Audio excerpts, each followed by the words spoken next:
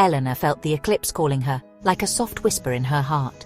It was an invitation to see the amazing dance of the sun and moon. Since she was little, Eterna loved eclipses. She read every book about space and dreamt of faraway places. In 2026, her big adventure began. She decided to follow eclipses all around the world. Each place promised a special experience. Eterna was ready for her life to change. Her first stop was Valencia, Spain. She felt excited to see the universe put on a show just for her. The Spanish city was busy and loud, but Eterna found a quiet spot, away from everyone.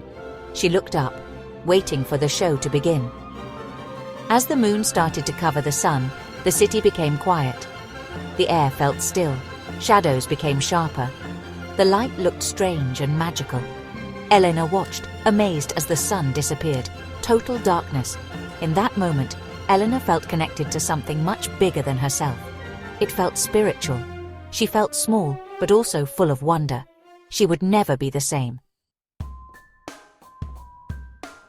Eterna's trip continued. She followed the eclipse to Luxor, Egypt, in 2028. She felt the history of the place all around her. Ancient Egyptians thought eclipses were powerful signs, full of magic. Standing near the giant statues called the Colossi of Memnon, Eterna felt close to the past. As the moon covered the sun, the desert became quiet. The light went away, like someone turned down a giant light switch. Eterna imagined the pharaohs watching the same thing, long ago. She felt amazed by the power of the universe, a power that lasts forever. Section 4. Sydney's Modern Curtain. The shiny, modern city of Sydney, Australia was very different from ancient Egypt. It was 2030, and Eterna stood at the Sydney Opera House. She watched the moon cover the sun, making a shadow over the water. The eclipse was like a dance of dark and light against the famous white sails of the Opera House. Eterna felt how old the eclipse was, but also how new the city was. It reminded her that even in our busy lives, we are part of the universe. Section 5. Namibia's Golden Sunset. Eterna's eclipse journey took her to the beautiful deserts of Namibia in 2031. She stood near tall rocks called Spitskopper. Their funny shapes looked dark against the sky. The setting sun made the desert look gold and orange, like another planet. As the eclipse happened, the last bit of sunlight made the horizon look like it was on fire. Eterna had never seen anything like it. It was so beautiful, a mix of light and shadow. She felt peaceful and amazed.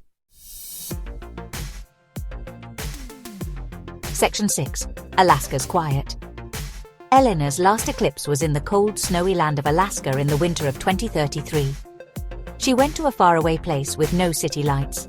She wanted to see the eclipse perfectly. The frozen land was totally silent. The only sound was her boots on the snow. As it got dark, Eterna felt very alone.